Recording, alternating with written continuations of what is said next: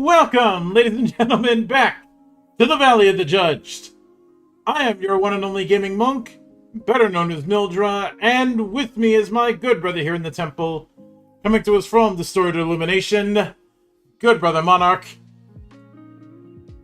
Due to the growing nature of copious amounts of titties and penis in this book, you will not be seeing as many pages of it as normal during this stream. No. Now, I am not someone who gets on the fainting couch about either, but when you're in Rome, you have to do as the Romans do, and I don't feel like giving Twitch an excuse to take out yet another VTuber for a week or so. It is a good thing I thought to look ahead to check a couple things before writing the blurb, because I'm like, they might hit us for that. I mean, it's highly unlikely that we'd get hit, but better safe than sorry. Yeah. For the record, the art of those bits you won't be seeing is actually really nice. Like all the artwork in this book has been, just we can't show it this time, that's all. Well, fortunately, in this particular instance, it's only one page. For this chapter. It'll come up again later, so we're probably gonna have to double check on that as we go forward.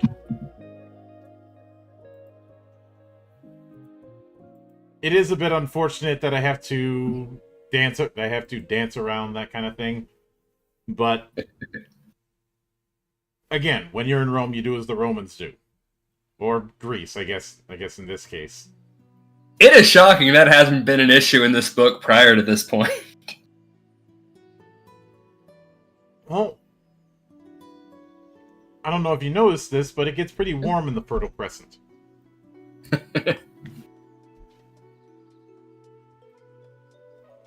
But with that in mind, this time around we are talking about dynamism, which I guess I could describe dynamism as the magic system in this game.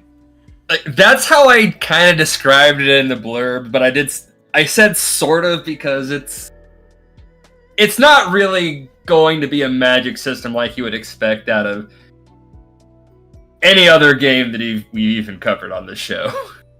Mm-hmm. Oh. But I didn't have anything off the top of my head I could compare it to. It's kind of a build your own system, so maybe techniques from Anima, but there's a few analogies that I could make, but it is still on some level a supernatural power. I guess I could describe it as weaponized fate. And even that is going to be a bit of a stretch. But it opens with the description. Dynamism is an obscure talent of the mind, used primarily by priests knowledgeable in the arcane and the Legion of Delphi. Its powers are said to originally be the teachings of Athena, but mastered by Apollon in his oracles. The powers and abilities were almost lost in the First Age, but teachings kept alive by the most adherent followers of both deities. In the current Fourth Age, only the most dedicated beings have the patience and conviction to learn the arduous techniques and teachings. Because the number of possible dynamist abilities that might be encountered in an alien species is vast, the dynamism mechanics do not try to cover them all. Rather, a solid framework is provided for the mechanics of dynamism powers, allowing players and GMs to create their own powers using the 9 modes as guidelines. I really wish a lot more games would do this. I'm fine with a preset effect list, but I do wish more games would have some sort of build your own powers set up. And I can understand why a lot of games don't want to do that, but I like them. Put in the work, damn it. Look, and sorry about that. We had to deal with a brief bot. Although that one got flagged for ban evasion, so maybe Maybe they're picking up on this thing. But that being said, I suppose I can understand why some don't, but for me it's a case of people are going to be homebrewing anyways. You may as well make their job at least a little bit easier instead of throwing them in the deep end and saying swim. But at least like people to release the guidelines for kind of how they built their own spells to make everyone's lives easier. Yeah, even if you're not going to have an actual system in place to do it. I remember trying to find a guideline when because I was asked if I would make a custom class for 5e, and I remember looking at Reddit posts to try and find a guideline, and after weeks of research, I could tell you nobody has any fucking idea.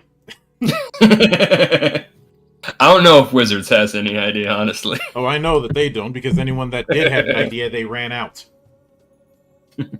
But anyway, right after that, it goes into about traditions and modes. And let me zoom this into page width so you guys can better see it.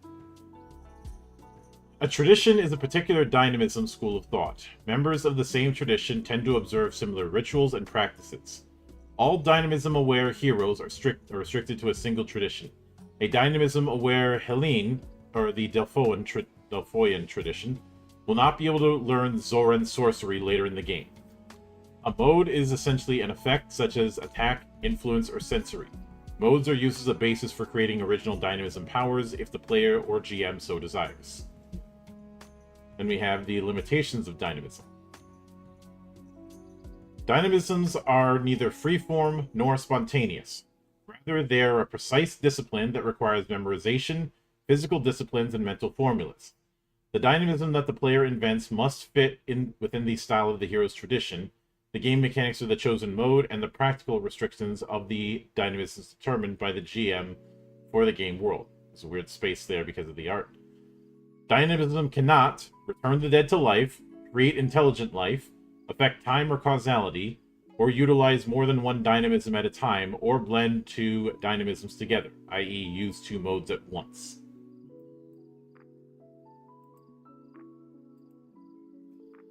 And then we have using dynamism powers, and I'll let you take that. So we've got 1, stating intent. Decide what kind of power you want to use based on the modes your hero knows. If your hero doesn't know the mode, you can't use the power of that type. Keep in mind your hero's tradition, how its members use their dynamism abilities, and whether or not they use rituals of any sort. Once you've done this, you can describe the type of dynamism power the hero is using and its intended effect. Is the power attacking something nearby? Is she waving her arms and chanting? The important thing is to state your intent clearly so the DM and other players can picture your action. Then you have choosing power level.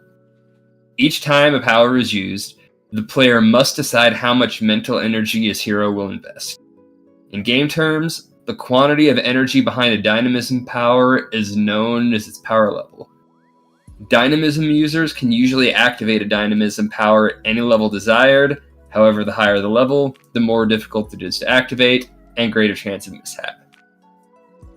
Determine bonuses and penalties. After the player has described the power and desired effect, the GM must determine if any bonus or penalty will be applied. This is done before the player rolls to activate the power. Use the hero's modified skill rating in the chosen mode as the primary modifier. Then apply a penalty of -1 per level of power that is used as the degree of difficulty. Compare the two figures to get the modifier that will be applied to the player's overall table, or the player's Omni table roll. You get a quick little example there. Then the dynamism power roll. To determine whether the power is successful or not, the player rolls a d20 on the Omni table, applying the GM's modifier to the die. Then judging the result. After the player rolls, the GM interprets the table result, taking into account the circumstances surrounding the action and other factors as follows. Mishap. The power fails with potentially disastrous consequences, such as potential brain damage. We'll get to that in a moment. Failure, the power fails. Partial success, the power is half the intended effect, range, duration, or potency. Success, works as intended, and critical success. The power is activated as efficiently and effortlessly as possible. This power does not contribute to the Dynamism user's mental fatigue penalty for the day. Then we get potential mishaps.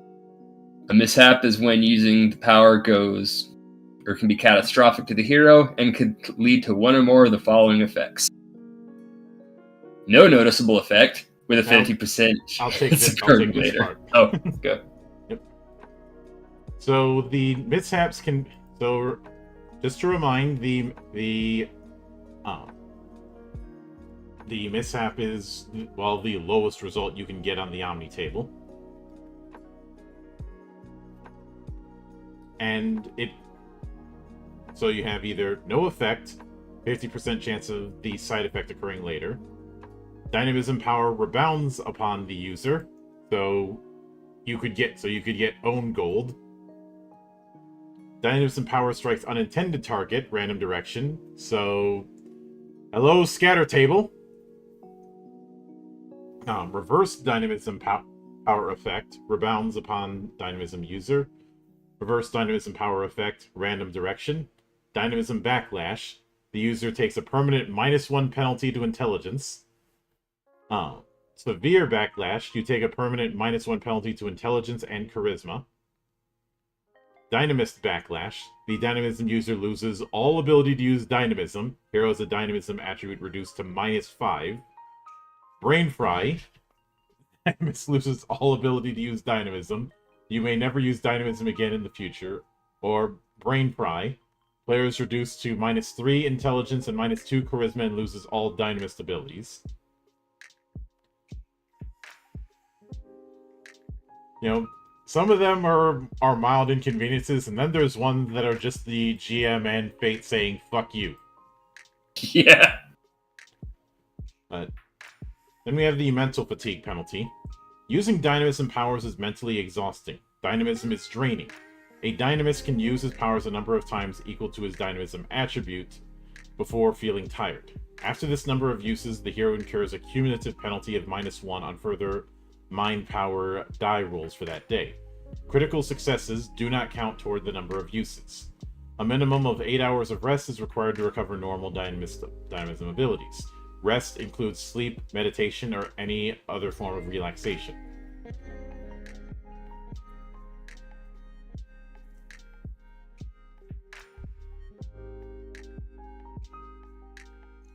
So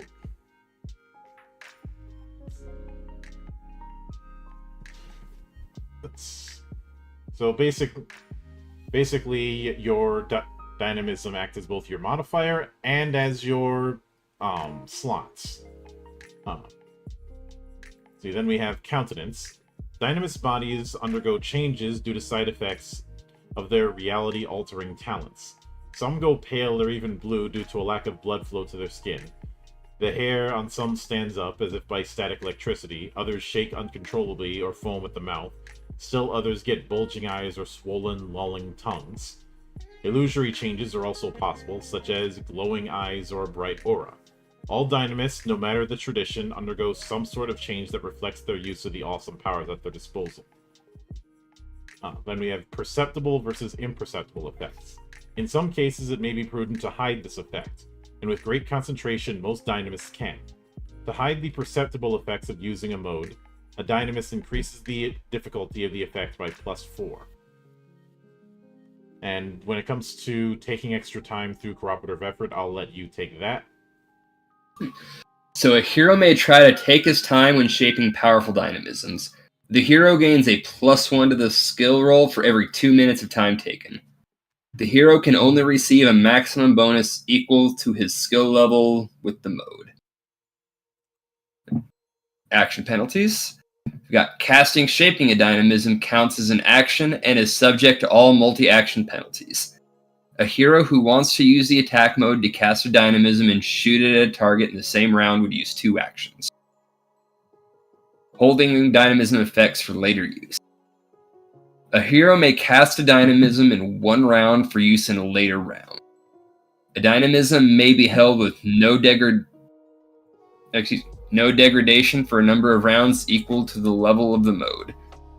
After that time limit, the Dynamism's effects are reduced by 1 level for each round beyond its limit. If the hero is struck or otherwise distracted, the power may be lost. The hero must make a Will plus Resolve roll to keep his composure. Loss of consciousness automatically means the Dynamism is lost. Also, a hero is further limited to the number of Dynamisms he can hold in reserve by his Dynamism attribute. A hero may hold a maximum of Dynamisms in his mind at any given time. Okay, that reads a little weird, but a hero may hold a maximum of his Dynamism attribute in his mind at any given time. So 3, you can hold 3. Note, each time a hero unleashes the Dynamism, it counts an action and is subject to the normal multi-action penalty. And the hero may want to have a Dynamism go off at a certain time as if it had a fuse. The hero must give the Dynamism a duration and inform the DM that his intent is that the Dynamism activates once that duration is met. And cooperative effort. A hero may help another hero with the Dynamism effect if he has the same skill with a level equal to at least half the skill level of the hero he's assisting. Cooperative effort allows a group of heroes to distribute the burden of a high-level Dynamism equally over a group of people. And I'll say this real quick. The next page is the one you're going to have to not show on stream before we scroll down here in just a moment. So, right after that is hero point enhancements. Hero points can be used in the usual manner where Dynamisms are concerned, or they may be used to drastically enhance the effects, allowing a skilled Dynamist to manipulate forces on a cosmic scale. If a hero spends 10, 20, 30, or 40 hero points, she can increase one aspect of the Dynamism by a factor of times 10, times 20, times 30, or times 40. An unlimited amount of hero points may be spent in this matter as long as the hero has hero points to spend. The skill roll must still be made, but if successful, the effect is magnified. If the roll is a failure, then the hero's points spent are lost. So if you double down, if you decide to focus on Dynamism, you are going to be very dependent on hero points. In order to, I'm not saying you won't be able to do anything if you don't have them, but to get the most out of Dynamism, you're going to be wanting them. Then we have Dynamism power creation proper. Dynamists have at their disposal the forces of the universe. In Hellas, it is assumed that Dynamists have learned a large amount of Dynamism abilities. Instead of writing each down, it is far better to assume that if the Dynamist knows the mode, he has great ability in it and has certain skill in it. There is no need to write down every possible variation of an attack power or every iteration of an influence effect. I wish Monty Cook would have learned that lesson. Instead, just as it makes no sense for a Spartan fighter to write down every maneuver he may do with his sword or spear. Again, I wish Monty Cook and the like would have paid attention, would have heeded that lesson back in 3rd edition or their predecessors, given the absurd number of spells that are the exact same fucking thing. You know exactly where I'm going with that one. Yeah. But see, then we have modes. Every Dynamism power employed in the game has one primary effect or mode. This idea holds true regardless of the outward form the Dynamism power takes.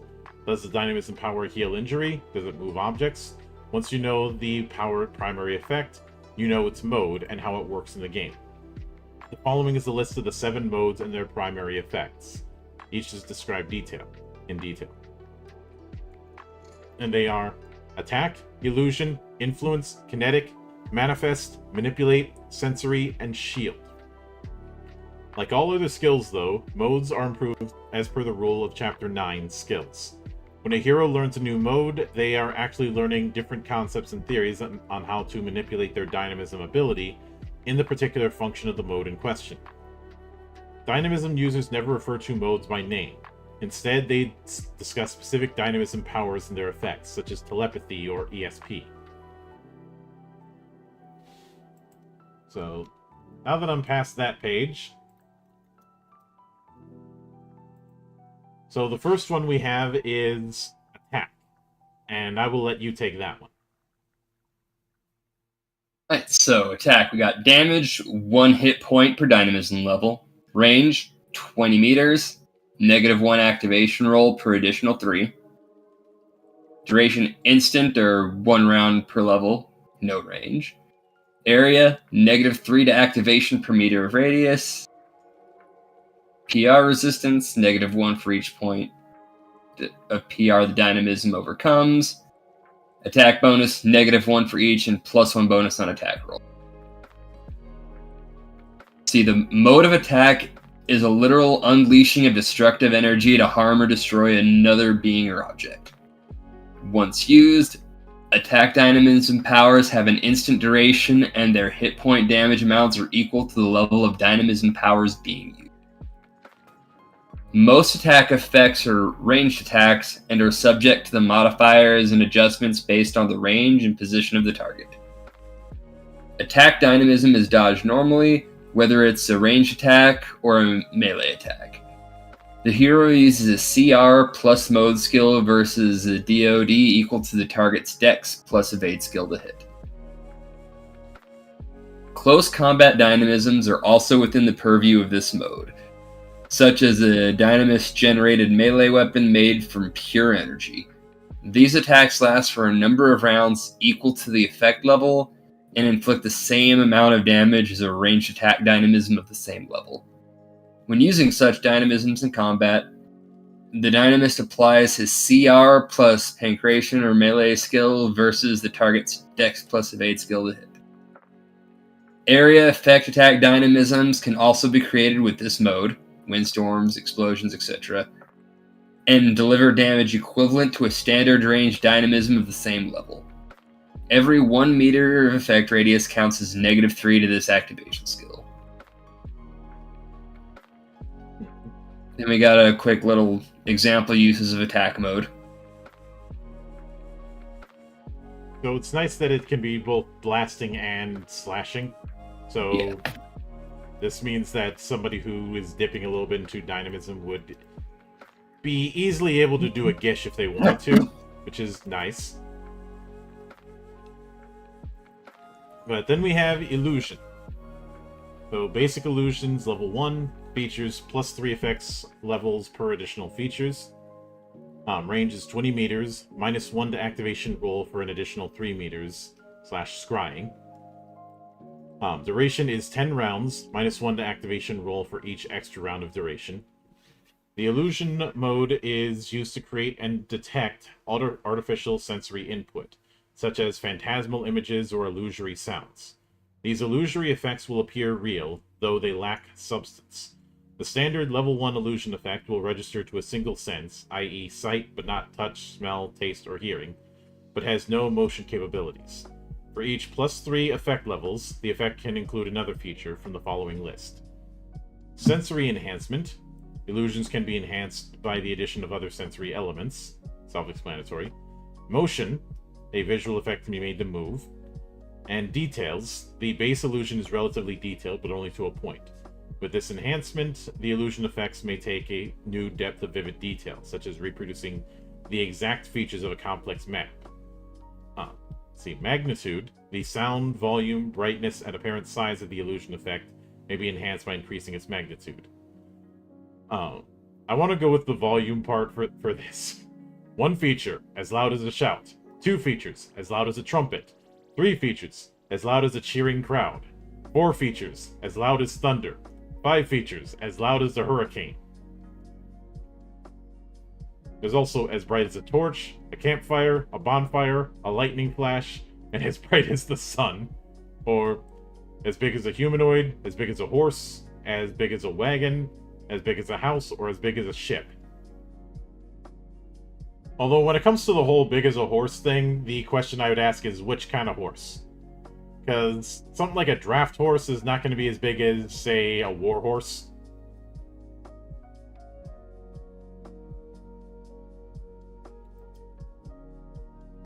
I mean, I realize that's nitpicking, but still. But then we have resisting illusions. The hero must have some inkling that an illusion is being used before he is able to detect if the phantasm is real or not. Dynamists can detect and resist any illusion effect by using their perception plus illusion mode skill, with the level of the effect being used as the degree of difficulty for the attempt. Beings without the illusion mode must rely on their wits and observation to determine if something is real or not. This is simulated by having the hero make a perception roll versus the illusion level as the DoD. Success indicates that the viewer suspects the illusion effect to be unnatural or artificial in some way. And invisibility. The illusion mode can be used to render a target invisible. Invisibility is a very complex effect as it must exactly mimic the environment around the target. Invisibility for a single stationary individual is a level 10 effect, 1 level for the basic illusion plus 9 levels of complexity. If the hero wants to stay invisible while moving, add 3 levels for a total of 13. And making light. Illusion effects can also be used to produce illumination. A small stationary globe of light is a simple level 1 illusion. By adding 3 levels, the ball of light will move with the dynamist. This light can be used to blind enemies by directing it into their eyes. To accomplish this, the dynamist must make a ranged attack roll using her CR plus illusion mode, with an additional penalty of -7 for aiming at a small location.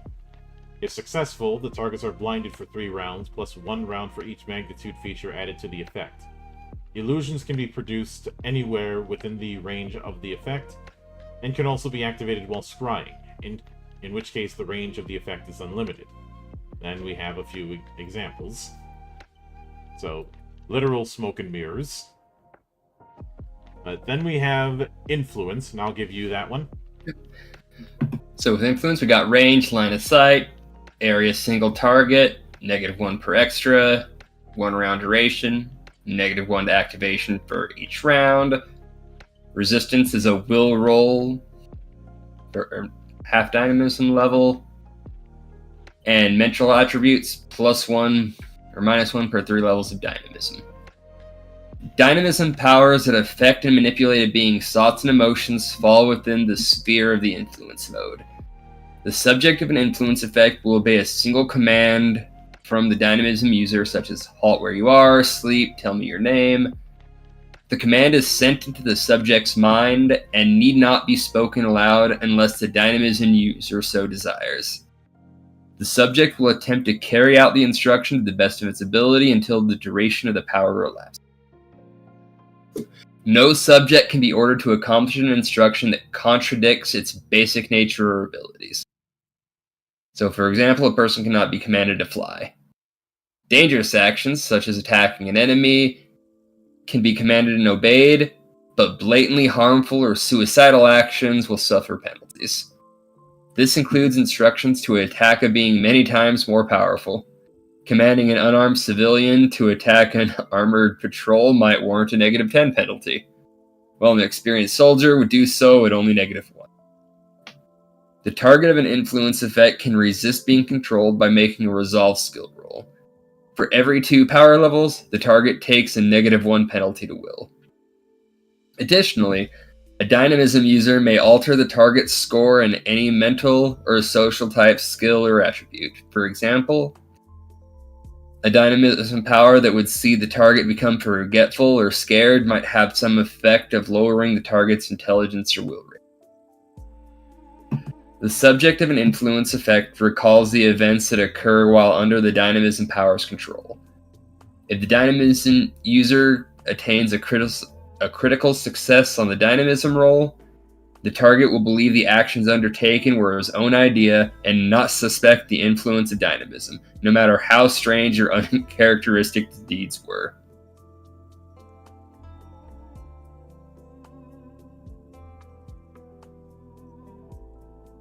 And again, there are plenty of nice little examples on this page I skimmed over, but Yeah, for all glad intents they're all and here. purposes, influences the Jedi mind trick. Yeah. But then we have kinetic. Oh boy. So strength plus 0, 50 kilograms. Plus 1 strength and 50 kilograms per 3 dynamism levels.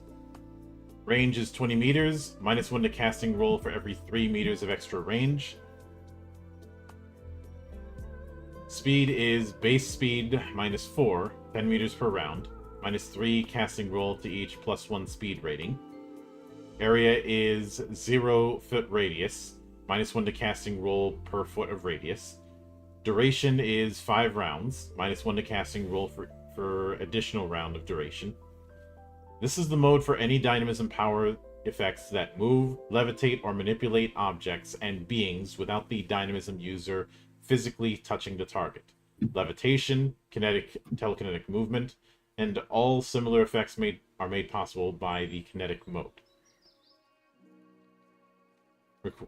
Requires the dynamism user's full attention and concentration to maintain. I feel like there was a period that was missing there. I just don't like the way that was worded. It is not possible to use other dynamism powers while levitating upward or while manipulating a target, though it is possible to have the item being suspended motionless in the air without canceling the dynamism power while the dynamism user turns his or her attentions to creating another effect. A kinetic dynamism power at level 1 can affect up to 50 kilograms, strength plus 0, and allows the dynamism user to control the target range up to 20 meters. For each 3 levels of the dynamism power, starting at level 3, the effect gains plus 1 strength rating and adds 50 kilograms to the total weight allowance. Objects or creatures manipulated with this mode travel at a default speed of minus 4 and can be moved anywhere within the dynamism power's effective range. The focus of the power can be made to move faster by increasing the speed level of the dynamism. For every plus 3 difficulty, the speed increases by plus 1. The strength rating of any kinetic effect must be divided between holding and lifting the target. For example, the dynamism user may wish to prevent a foe from fleeing his presence. A level 9 dynamism power would allow the dynamism user to hold his opponent with a strength rating of plus 3. If the hero also wished to levitate the target, he would have to add 6 more power levels for a lifting strength of plus 2, enough to lift 75 kilograms. And then we have grappling attack. An action to grapple an opponent from a distance is possible using the kinetic mode. The hero must first make a CR plus kinetic attack to hit the opponent, and if successful, the level of the power being used acts as the strength and the DoD lit to later break the grapple. While grappled, the target is rendered immobile or moves at a speed of plus 4. Not plus 4, minus 4. Distant manipulations are certainly possible, such as pulling a lever from across the room or slamming and bolting a door from several meters away. These actions use the same rules for strength rating as lifting or otherwise manipulating targets, and can also be used to wield a weapon or employ a physical ability such as juggling or writing. In this case, the dynamism user's skills or attributes are used to determine the success or failure of the manipulation. And I was kidding when I was making force comparisons.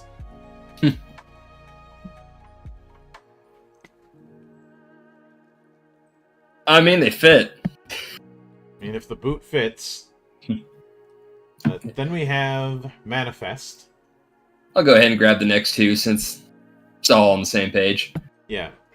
I'm going to say it might be a good idea to just skip over the little black things or marks at the beginning, because that's basically just what tweaks the cost. Yeah. It's going to be on each one of these. I'm not entirely sure if it was a good idea to put them at the front like that, since, flow. Yeah. But, I'm just going to skip over those for the next few. But no, at the beginning of each of these, they just show you how to adjust the costs. So, manifest effects create non-living materials and objects from pure energy and makes them appear at the dynamist's disposal. Up to 5 kilograms of matter, covering an area of up to 30 cubic centimeters, can be created per level. The dynamist must be familiar with the object or material to be created through simple shapes such as bricks, timber, bows, and swords require no special training or foreknowledge. The creation of extra replicas or finely detailed pieces incurs a -1 to 10 DoD on the casting roll at the GM's discretion. When the duration of the dynamism ends, the item disappears unless it has been consumed or mixed with another material. Manifested water still quenches a being's thirst even after the duration of the dynamism has ended. And the manifested metals mixed with others in a forge will remain alloyed after the dynamism is expired. In the reverse, dematerialization. A hero may want to make an amount of material disappear for a time. When using the mode in this manner, the hero can create holes in the walls or make an opponent's weapon vanish from his grasp.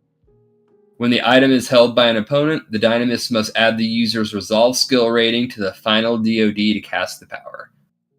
Once the dynamism is cast, the hero must then target and hit the item using his CR plus manifest mode level versus the target's dex plus evade. If successful, the item is removed from the opponent for the duration of the effect. Now, one thing I'll say, and I'm hoping it might clarify a bit later when it gives some example powers, what exactly is the guidelines for ascribing those negative penalties from -1 to 10?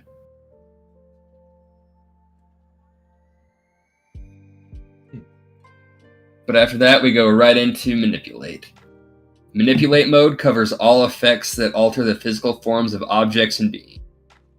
The level of the dynamism required depends on the changes that the dynamist wishes to wreak upon the target. Minor or cosmetic changes will fall under the purview of low-level dynamisms, while high-level effects can heal grotesque injuries, warp a form into another shape completely, or alter one creature into another. Manipulate usually affects the physical. For manipulations of the mind, the influence mode should be used instead. This mode is primarily used to physically heal or cause wounds, or to increase the user's own natural abilities as follows. Healing or harming, self-explanatory, increased defense skill rating, increased or decrease in attribute, or altering protection ratings. Each one comes with its own example. Minor manipulation, level 5, alters facial features of living beings or the form of small object, no larger than a small child. Significant to major manipulation. Major manipulation, significant, both the same, just increasing the size effectively.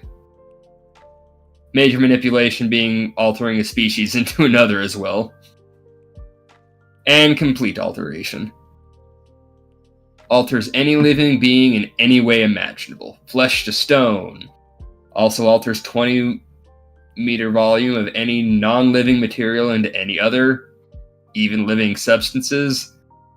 This is the only way in which life can be created dynamistically, short of divine intervention. The modifiers and effects of manipulate dynamisms always stack. A dynamist turning himself into an eagle would be activating a major manipulation. If he wished to enhance the DR of his talons by 1, he could activate the major manipulation at level 18, including the +3 dynamism levels required to enhance or reduce the DR ratings by 1. Beings altered into another species maintain their attributes and usable skills unless the dynamism specifically reduces the scores. If the subject was injured before any transformation effects, he or she remains damaged afterwards unless a healing manipulate dynamism is activated. Activated as a counter dynamism, manipulate effects can restore objects or beings affected by manipulate dynamisms back to their original forms, including unhealing any recovered damage. I really like that wording of unhealing, and I don't know why. Probably because you're imagining somebody all of a sudden going back to full heal, thinking, "Aha! You thought the fight was over. Now I'm back at full health."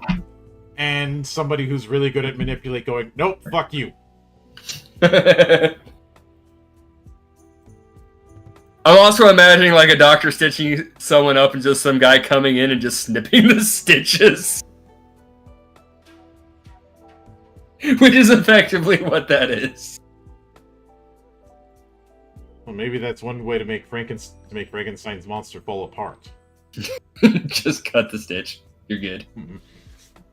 But next we have sensory. The hero uses this mode to enhance his or others' perception abilities. Perception is not limited to what the hero can see, hear, smell, or touch, but could also be used to enhance a person's empathy, allowing them to discern how a person is feeling, or if they are telling the truth. The level of the dynamism is added to the hero's perception when trying to sense. So there's variations such as locate object/person. This sense mode is used to divine the location of specific people, objects, and creatures. Self-explanatory.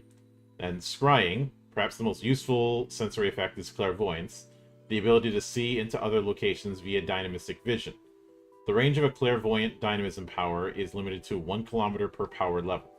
Only the 5 standard senses are effective within a clairvoyant dynamism power. Or you have reverse in obscuring, concealing objects, beings, and locations from both dynamist and mundane detection. Use the obscure dynamism power as the difficulty modifier against attempts to divine what is being hidden. Obscure effects cannot be deployed to make anything truly invisible, rather they make them go unnoticed. Then we have shield. I'll let you take that one. So shield has a few different quick sections. We've got auras. Auras cover a single individual or item with a protective energy. The composition and appearance of an aura depends on the user, but the appearance of a shield effect is always visible and apparent for what it is. Unless an illusion effect is cast to conceal it, an aura is always visible to normal senses. Auras are air and light permeable, allowing the dynamist to breathe and see. For this reason, the dynamisms do not protect against blinding lights or harmful gases. The aura also moves with the dynamist. Only a single protective aura may be worn at a time. If a second aura is cast on the same target, only the aura offering greater protection remains. Auras have 2 hit points per dynamism level. All DR from attacks on the wearer of an aura is subtracted from the aura itself. Once an aura is reduced to 0 hit points, all further DR is done to the hero. While protected by a protective aura, a hero is immune to the special effects of critical hits in combat, since there is no way to go around an aura to hit a vulnerable spot. Non-damaging attacks such as grapple, disarms, and other stunts take the normal effect on the success. Barriers. Barriers create a stationary, 2-dimensional shield of energy that can take whatever simple shape the caster desires. Like personal auras, their appearance depends on the hero. A barrier can be a wall of ice, a shield of arcane force, swirling winds. Barriers have a protection rating equal to 1/3 the dynamism level. Thus, a level 9 barrier would have a PR of 3. Barriers are immobile once created. Wards. I really feel like there should be an additional space between some of these. See, wards, unlike barriers and auras, protect against certain specified threats or maladies instead of all damage. Wards can be cast upon living creatures or inanimate objects such as doors, locks, shields, etc. Ward dynamisms can be cast to protect against, but not limited to, the following effects and conditions: a type of weapon, elemental or environmental, a skill, a disease or plague, a single mode, any single type of creature. An individual or item cannot be protected by more than one ward of the same type. For example, it is not possible to be protected by a ward versus fire and ward versus ice. There is no restriction against the simultaneous use of different types of wards, such as a ward versus fire or in a ward versus an influence mode. Wards are not absolute protection. Against non-damaging effects, treat the protection rating of the ward as a penalty to the attempt or a bonus to the resistance. Thus, a level 10 ward against the pickpockets would give the thief a negative 20 to his or her attempt, while a level 10 ward against modes of influence would give the target a plus 20 to their roll. Against damaging effects, a ward has a protective rating equal to 2 per level, and any damage that exceeds the protective rating damages the ward itself, not the protected person or object. Damage done to the ward reduces its HP and drops at 0. All dynamisms of this mode have 2 hit points per dynamism level. All damage that would otherwise be done to the target would be done to the dynamism. And then we get Reverse Curse. When a ward effects are reversed and cast with malicious intent in order to render a being or item more susceptible, the dynamism is known as a curse. These are cast in an identical manner to a ward, though rather than protecting the target against the named criteria, the dynamism renders the being or item vulnerable, ensuring the target suffers extra damage from the threat or malady.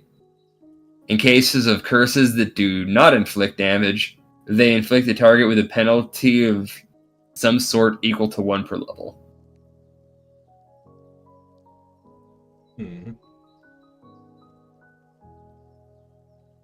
I can certainly get that. So then we have the traditions, and as mentioned, tradition is basically going to define how you're going to be using the modes. There's the Delphoian, which, and I should note with each tradition, the things to note are the appearances, the advantages, the limitations, the modes that are not available, the ones that have a bonus, and the ones that have a penalty.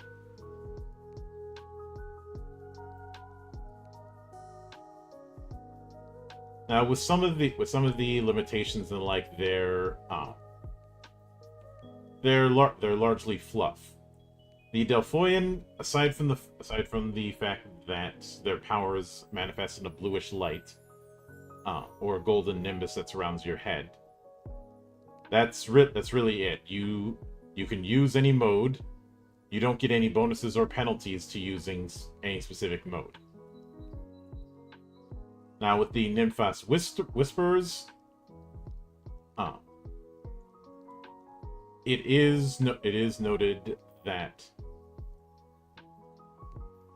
in natural areas you get a +1 to +5 bonus depending on how far removed you are from city structures.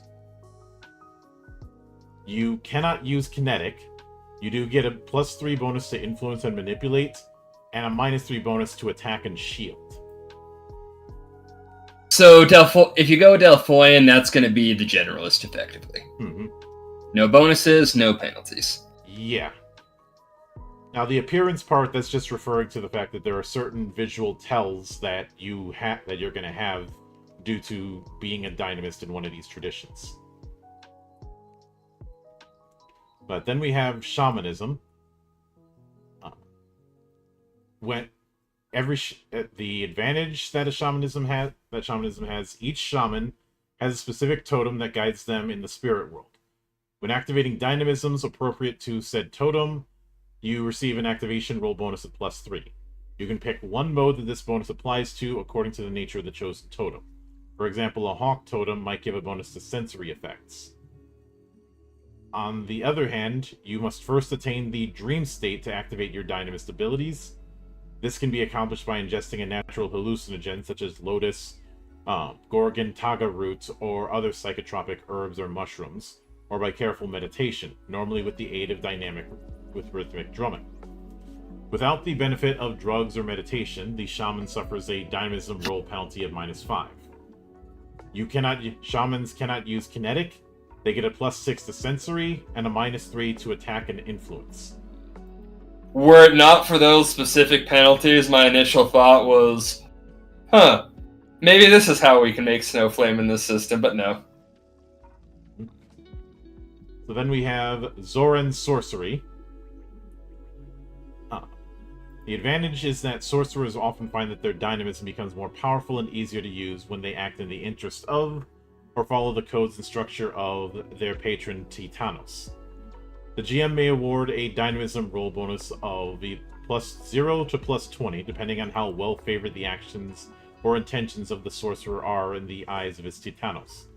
Note that this bonus does not apply to every dynamism roll, only those situations that warrant the special attention of the patron. The 12 Titanos are commonly named as follows, although their specific attributes and capabilities vary depending on which Zoran you speak with.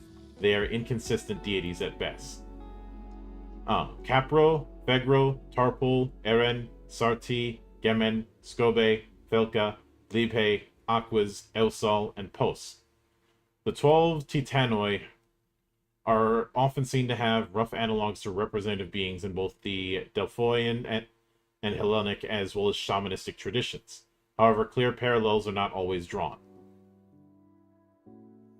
On the other hand, as a sorcerer's dynamisms become easier when he is faithful, so too does it grow weak when he fails to please his patron god or goddess. The GM may subtract a dynamism roll penalty of -0 to -20, depending on how ill-favored the invoker's actions are in the eyes of his patron. Note that the GM does not have to reveal these penalties to the player. Sorcerers are never favored by the Helene gods and never gain any benefit from high glory. Oof. You don't have any restrictions on what modes you can't use, but you have to pick 2 modes that get +2 and 2 modes that get -2. Which I think is a way of saying Zoran's sorcery is going to be all over the place.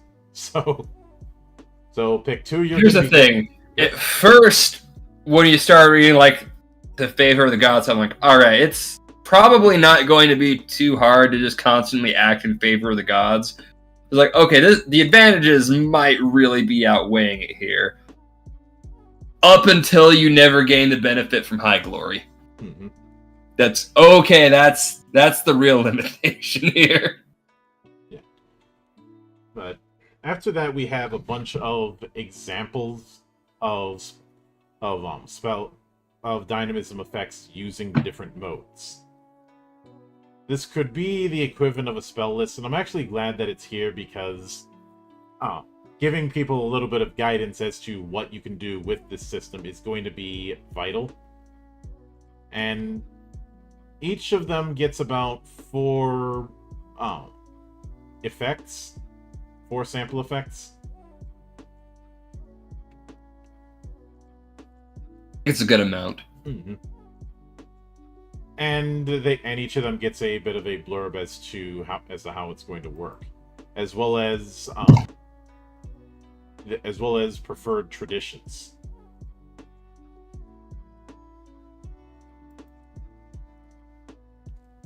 But when it comes to the dynamism system,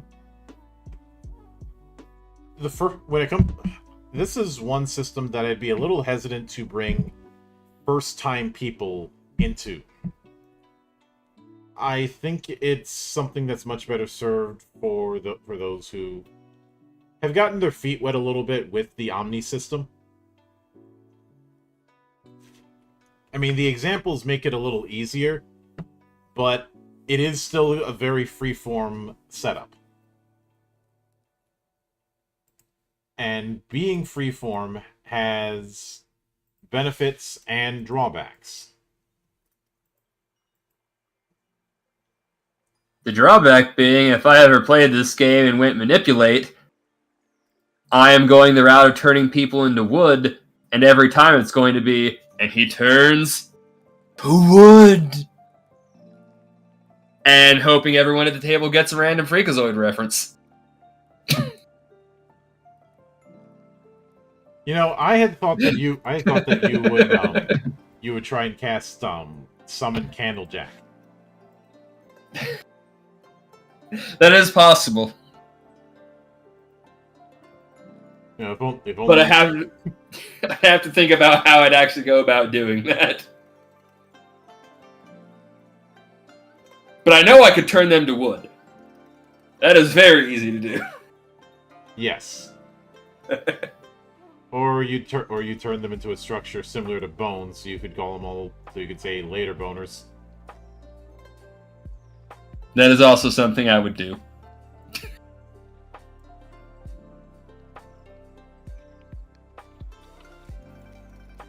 Especially, But yeah, I do kind of agree with you on the. It is a very vague system in a lot of ways, even compared to some of the other freeform stuff we've looked at before. I understand what it's doing. Yeah. But because of how freeform it's going to be, it's definitely a system expertise kind of thing. Yeah. I won't say playing a Dynamis is a system mastery archetype, though. Given the fact that you're going to be a bit dependent on the point systems to really cut loose with it, I could see that. And unless it comes up a bit later in some different sections, I really would have liked to see a little more guidance on the more variable, like -10 to +10 factors. Like, why am I going to give him like a +5 versus a +3 or -3? Just some more on that really would have been appreciated here. Yeah.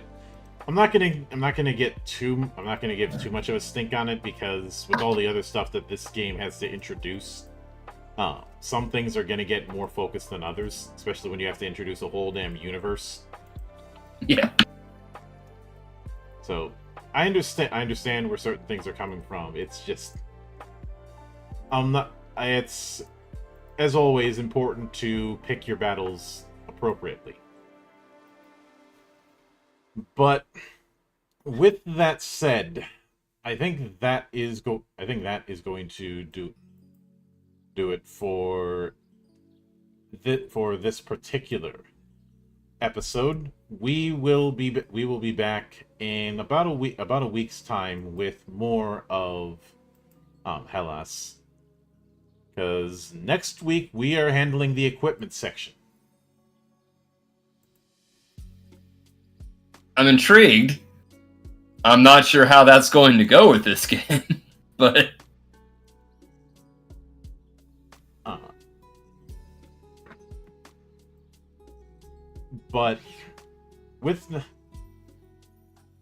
it'll also be an opportunity to look at weird ass weapons and armor because of the subject matter. But yeah, that is a story for another day. So for those of you tuning in, I hope to see you again later on as I continue my look through Renatus. But until then, on behalf of the good brothers present and not present, my name is Mildra. I am your gaming monk. Stay fucking frosty, everybody.